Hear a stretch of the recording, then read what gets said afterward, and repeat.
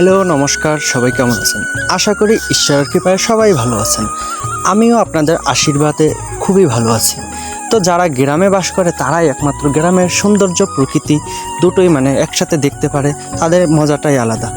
যে আজকে ঘুরতে ঘুরতে দেখলাম আমার ঠাকুমা পুকুর পাড়ে বসে বসে দিয়ে মাছ ধরছে, আর সাথে কী করছে, বাচ্চা পোলাপান পুকুরে নেমে স্নান করতেছে, জলটা একটু নোংরা করতেছে। তার ভিতরে ঠাকুমার সাথে ছোট ছোট কিছু গুঁড়ো গুঁড়ো মাছ ধরছে এবং একটা বড় মাছ পেয়েছিল, তো সেটা ধরলো ঠাকুমা। তারপর এই যে দেখতে পাচ্ছেন আমাদের পুকুরের চারপাশটা, তার ভিতরে দেখুন আমাদের গাছে কত বড় বড় মালটা হয়েছে।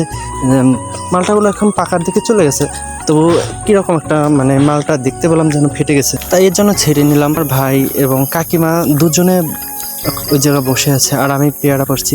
তো পেয়ারাটা পারতে পারতে একটা জিনিস দেখলাম যে গাছের ফল বা নিজেদের একটা জিনিস খেতে কতটাই না ভারী মজা।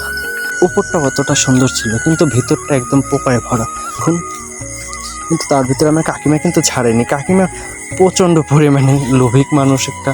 কাকিমা সেই পেয়ারাটাকে কেটে টুকরো টুকরো করে এই টুকরোটা ভালো পেয়ারা পেলো, সেইটুকুই খেয়ে নিল। এটাই হচ্ছে গ্রামের মজা।